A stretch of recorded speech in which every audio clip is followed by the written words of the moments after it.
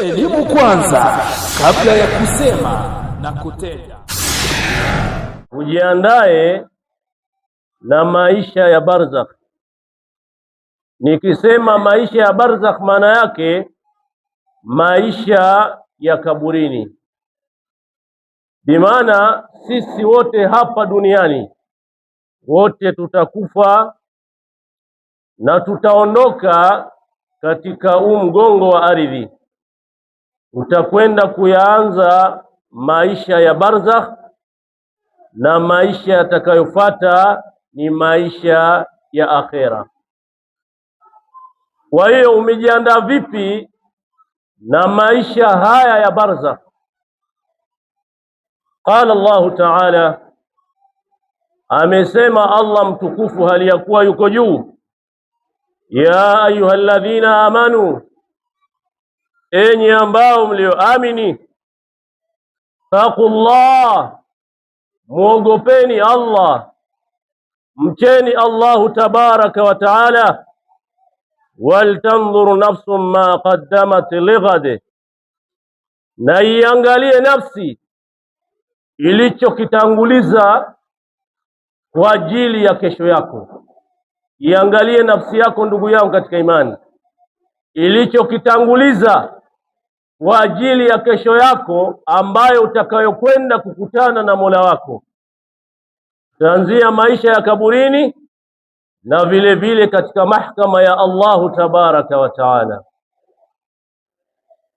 Vile vile akasema Allahu tabaraka wa taala, kullu nafsin dha'iqatul maut, kila nafsi ndugu zangu katika imani itaonja umauti. Haijalishi wewe ni nani katika hii dunia, madhali ya kwamba umeishi katika mgongo wa ardhi na unapumua, haijalishi wewe ni nani, una cheo gani na una nafasi gani katika hii dunia, elewa kwamba kila nafsi itaonja umauti. Ndugu zangu katika imani, na wahusieni pamoja na kuihusia nafsi yangu juu ya kumcha Allahu tabaraka wa taala na kumtakia ziada na amani mtume wetu Muhammadin sallallahu alayhi wasallam. Vile vile katika aya nyingine ambayo Allahu tabaraka wa taala anatukumbusha akisema katika suratul Mu'minun aya namba 100, wa min waraihim barzakhu ila yaumi yub'athun, na nyumani mwao pana barzakh mpaka siku ya kufufuliwa.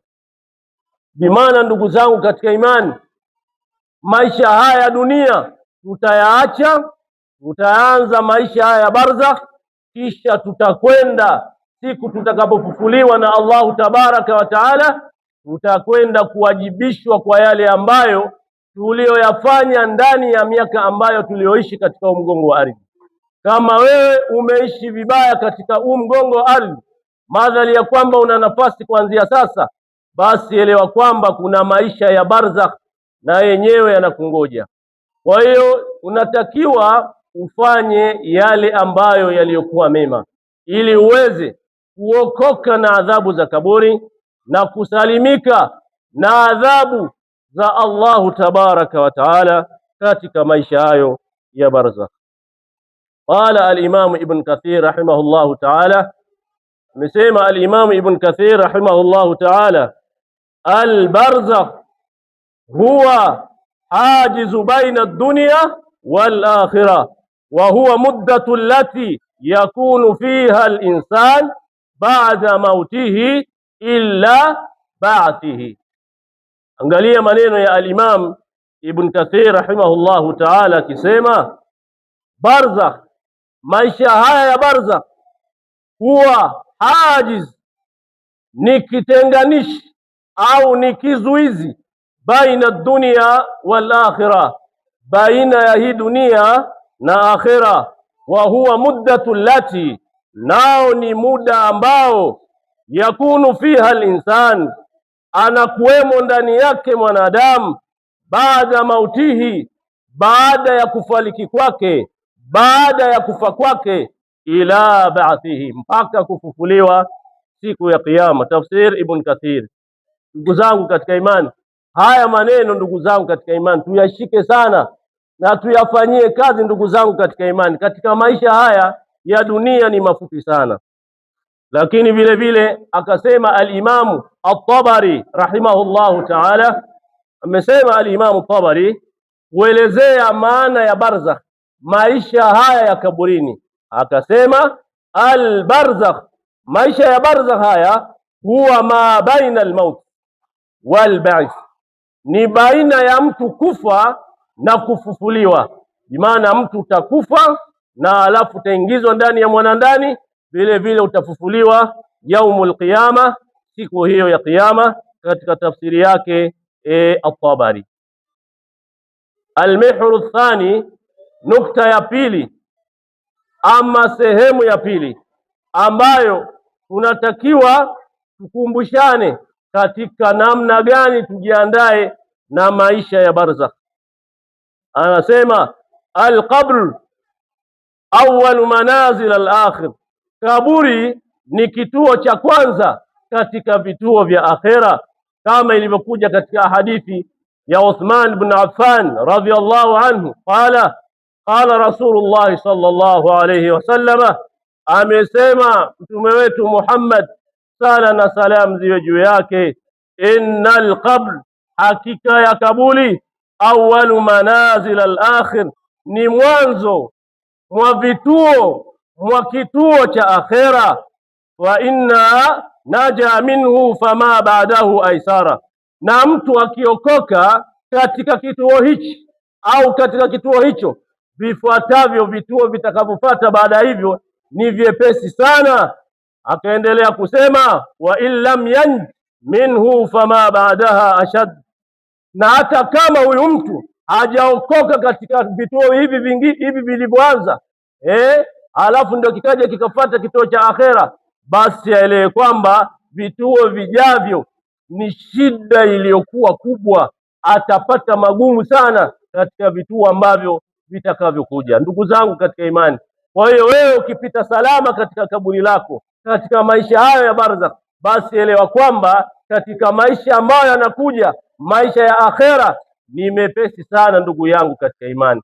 Kama wewe ukivuka vibaya katika kaburi lako, basi elewa kwamba maisha ambayo yatakayokuja ya akhera ni mabaya zaidi, na utapata shida kubwa sana mbele ya Allahu tabaraka wa taala. Rawahu Tirmidhi, hadithi imepokelewa na al-Imam Tirmidhi wa Ibn Majah na Ibn Majah, wa sahahahu al-Albani, vile vile na imesahihishwa na al-Albani.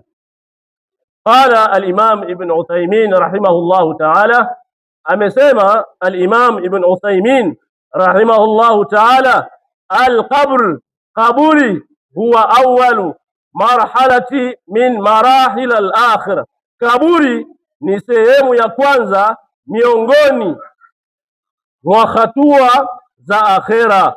Walidhalika, na kwa sababu hiyo unatakiwa ufanyeje? Yambai, inapaswa lilmuminin, wa waumini, an yastaidda lahu, kujiandaa bil a'mali salihah, wa kufanya matendo yaliyokuwa mazuri. Ndugu yangu katika imani, nafasi ulionayo katika hii dunia, fanya matendo mazuri.